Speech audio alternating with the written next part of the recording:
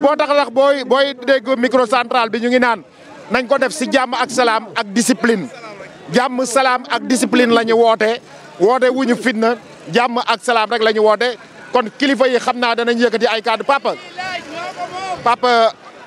maa ngi lay nuyu. ñoo ngi nekk en direct àdduna ñu ngi ñuy seetaan kilifa yaa ngi ñuy seetaan présidence ñu ngi ñuy seetaan àdduna bi yëpp ñu ngi ñuy seetaan tey mën nga ñu wax solo bi tax tey ñu ñëw fii ci ancienne piste bi. Solo bi d'abord mooy avoir une pensée pieuse à nos ancêtres du peuple sénégalais. Ce grand peuple uni, nous leur rendons aujourd'hui hommage bu rëy. Nous rendons hommage au peuple de la presqu'île du Cap-Vert, à nos ancêtres. Nous rendons hommage à nos ancêtres de Ngor Ouakam Yoff. Aujourd'hui, il est question des terres de l'aéroport. Mais un rappel historique. En 1943, quand il s'agissait pour des faits de guerre, pour l'intérêt national et international, nous avons donné ces terres-là au peuple sénégalais pour la défense de l'intégrité de ce peuple. En rapport avec les Français, la ñu def benn réquisition ñu dédommagé ñu jël une partie. Ça, c'est de l'histoire. En 1952, quand il fallait relancer le tourisme sénégalais, ils ont pris nos terres pour le relais aérien. En 1900, dans les années de l'OCI, pour l'organisation de la coopération islamique, ils ont pris nos terres. Pour la promotion du tourisme aux Almadies, ils ont pris nos terres pour le club mauritanien. Aujourd'hui, qu'est-ce qui se pose? C'est de 800 hectares à partager. D'accord, nous sommes tous des Sénégalais. Mais ay la yéwén bu ñu koy partager, l'idéal, la logique, l'équilibre voudrait que kenn ku nekk ñu jox la sa cër. Les Lébou waxuñu tout ou rien, mais de grâce, au nom de l'équité, de l'équilibre de cette nation-là, li jàmm mooy jox nañu ñëpp. D'accord nañu ci waaye nañu jox suñu cër diggante Ngor Wakam ak Yoff loolu mooy indi jàmm mooy indi dëkkandoo bu rafet mooy indi sutura parce que nous sommes un peuple de partage. Nous sommes ouverts à tout le monde, nous accueillons tout le monde, mais aujourd'hui on ne comprend plus, on ne comprend pas quels sont ces messieurs qui nous dirigent, quelles sont ces factions qui décident. Aujourd'hui nous faisons appel à cette conscience populaire pour leur dire de regarder ces petits-enfants-là, de regarder ces femmes, ces familles démunies dans un village enclavé avec une forte densité. Aujourd'hui l'appel est une conscience nationale et internationale. Nous appelons Monsieur le Président de la République à ces décideurs que Ngor est debout. Ngor est debout derrière Ouakam, mais Ngor est debout derrière la presqu'île du Cap-Vert. C'est une question d'éthique.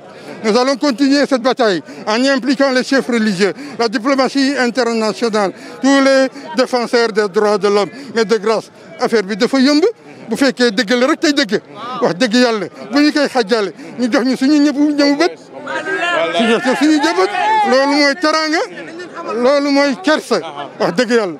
Ils ont donné à tout le monde par décence, on ne peut pas rappeler ces noms-là. Nous connaissons l'histoire, mais de grâce, 800 hectares. Non, dëgër na de grâce nañu ubbi seen bët yi moo gën ñu koy jox des individus di ko jaay à des prix exorbitants di ko may à des promoteurs, mais de grâce nous on ne comprend pas. li ngeen def sax du acte bu njëkk bi parce que am ngeen ay recours am na ay rencontres yoo xam def ngeen ko ak ñi nga xam ne ñoom ñooy autorités yi. Vous avez parfaitement raison. C'est pourquoi nous reprenons le titre d'un journal pour dire que c'est la mère des batailles. Nous avons essayé 1000 fois, 3 fois, 10 000 fois, ça n'a pas marché. On ne peut plus l'accepter. La mère de bataille, c'est celle-là la mère de bataille. Il faut qu'ils comprennent cela. Ça, pour terminer, nous reprenons le titre d'un journal qui disait que quelqu'un a son titre foncier. Mais le titre foncier là, c'est notre titre foncier, c'est notre patrimoine. Nous allons nous combattre. Merci pour la vie. tur bi ak lan nga ci mbootaay. man tur bi El Hadj Cheikh Djibi Samb la. boo ne ma lan nga ci mbootaay je te dirais que Djaborda c'est le père de tout le monde. Je suis ton oncle, je suis le père de l'autre, je suis l'oncle de l'autre. Ça c'est notre vision que nous sommes tous unis pour un Sénégal uni, équilibré. Et le contexte ne s'y prête pas. Ils ont intérêt bàyyi ñu xel cette presqu'île du Cap-Vert, la pointe la plus occidentale de l'Afrique. C'est si symbolique. Aujourd'hui, le monde entier nous regarde parce que le monde connaît Ngor. Ngor est connu à travers les 5 continents. Ils n'ont pas droit à l'erreur. Non plus ceux qui nous dirigent n'ont pas droit à l'erreur. C'est une question d'ouvrir les yeux, d'ouvrir la tête, d'ouvrir les ménages, de prendre leurs responsabilités. On ne comprend pas.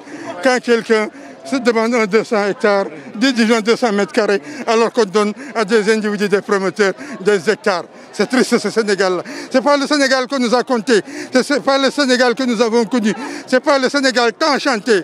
Le Sénégal que nous voulons revoir, c'est le Sénégal uni, prospère, un Sénégal de cohésion, un Sénégal d'équilibre. Nous posons penser que nous nous reverrons une deuxième fois. Sinon, ce sera avec Yoff, ce sera avec Ouakam, ce sera avec la presqu'île du Cap-Vert. Et ce jour-là, nous ne mettrons pas nos mouchoirs, les tenues blanches de ces belles femmes-là. Ce jour-là, nous venons donner une union avec ce que nous comptons. Le patrimoine matériel et immatériel de cette presqu'île du Cap-Vert. Nous sommes là en tant qu'humains, mais regardez autour de vous, tous les djinns de la presqu'île du Cap-Vert, en passant Mamdiere, Numuriata, en passant ils sont tous là pour nous accompagner. Et la dernière bataille sera une bataille fatale parce qu'elle comportera les djinns, les humains, les marabouts, tout ce que le Cap-Vert a de précieux. Nous souhaitons pour un Sénégal de paix où il fait bon de vivre. Aujourd'hui, à l'entame, avant de terminer, c'est le lieu de remercier monsieur le préfet de Dakar, le sous-préfet de cette organisation, la gendarmerie. Nous sommes pour le concept nation, armée et nation. Nous sommes à 2 jours de la fête de l'indépendance. C'est ça, le Sénégal. Ils nous ont encadrés, il n'y a aucun problème. Nous sommes civilisés. Le tourisme est parti d'ici. Nous avons collaboré avec les TOAP sans aucun problème dans une cohabitation équilibrée. Aujourd'hui, ce n'est pas ces gens qui vont nous équilibrer. C'est les fonctionnaires qui se mettent entre 4 murs pour signer vraiment la destruction de ce pays. Nous disons non. Merci.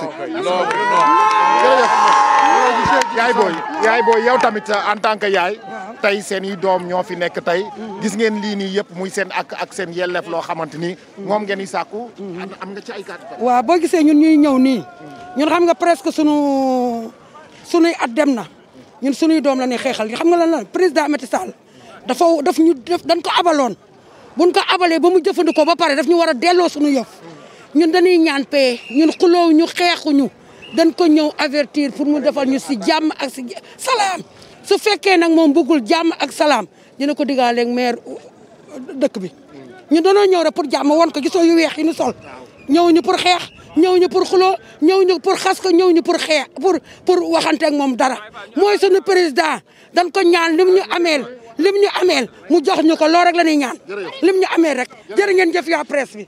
jërëjëf merci beaucoup kon mi ngi noonu loolu moo nekkoon sàkkuteef bi nga xamante ni ñoom askanu waa Ngor ñoo jóg gis ngeen leen ñoom ñëpp ñëw en masse muy xale muy mag il y a les jeunes am na ñoo xam ne ay xale yu ndaw lañu.